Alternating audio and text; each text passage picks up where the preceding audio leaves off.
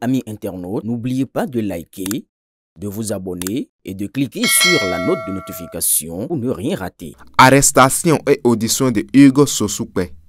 Des noms de personnes insoupçonnées sortis. Leçon à retenir. La distance n'est plus une garantie pour échapper à ses responsabilités. C'est un drame qu'un web activiste ou journaliste soit arrêté et mis sous mandat de dépôt. Mais dans le même temps, la responsabilité de tout acteur des réseaux sociaux est de rigueur. L'accès aux nouveaux canaux de communication ne peut devenir un danger pour la société, la nation ou une partie de la population.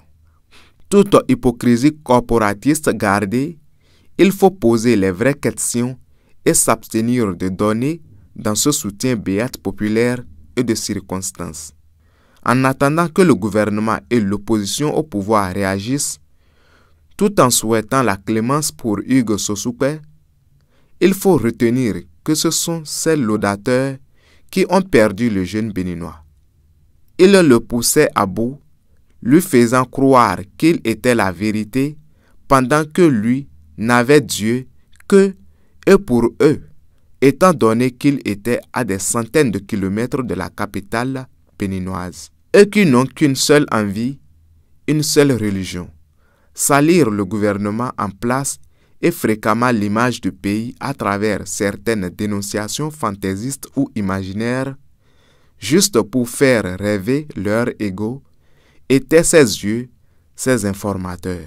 Conséquence, ils tombaient fréquemment sous le coup des exigences en matière de communication par voie électronique. Les exemples sont là, aussi visibles que la statue de l'Amazone. D'aucuns disent déjà qu'une fois arrêté, qu'il va aider la justice à identifier les bases militaires françaises, identifier les corps des 114 militaires dont il a annoncé le décès, prouver que la juge de l'affaire Boko Omeki est la maîtresse du président, expliquer l'abus de pouvoir dont il accuse la justice dans le cas du dossier Frère Humvi, Julien Kandé-Kansou, Valentin Djenotin et consorts. Sortir la fiche de paix du président sur laquelle seraient inscrits les 150 millions qu'il a annoncés. Expliquer comment Parfait Dagbo était la maîtresse du président de la République, accusation qu'il avait longtemps fait distiller. Expliquer où il a vu le président Talon, propriétaire de stations-service, être vendeur de faux médicaments, etc.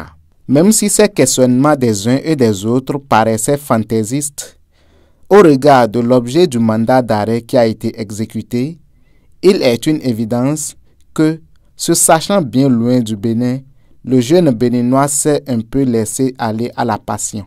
Conséquence, il aura bien du mal à se tirer d'affaire. Déjà, l'extraction des données de son téléphone tient un discours à le compromettre en même temps que la plupart de ses complices, ceux-là qui lui filaient les fausses informations. Et puisque Sosukwe lui-même n'est pas formaté journaliste à garder sa source d'information, la peur l'a déjà poussé à finir son procès à l'audition. Des noms de hauts gradés militaires, de la police et des milieux politiques ont été lâchés. Ça va être une débandade dans les jours à venir. Contrairement à Steve Amoussou, Sosukwe a parlé un peu trop. Le héros a fondu comme du beurre au soleil et ses informateurs sont passés de l'anonymat à visage découvert. Mais la seule leçon majeure à retenir de tout ceci a trait à la vulnérabilité de tout le monde devant la loi. Vivre loin de son pays n'est plus une armure pour signer une entreprise de stabilisation de son pays. Et quiconque se met dans une posture à tomber sous le coup de la loi devra s'attendre à répondre de sa responsabilité. Il n'y a plus de frontières protectrices, et c'est cela la liberté d'expression. On répond de ce qu'on écrit ou de ce qu'on dit. Aboubakar Takou.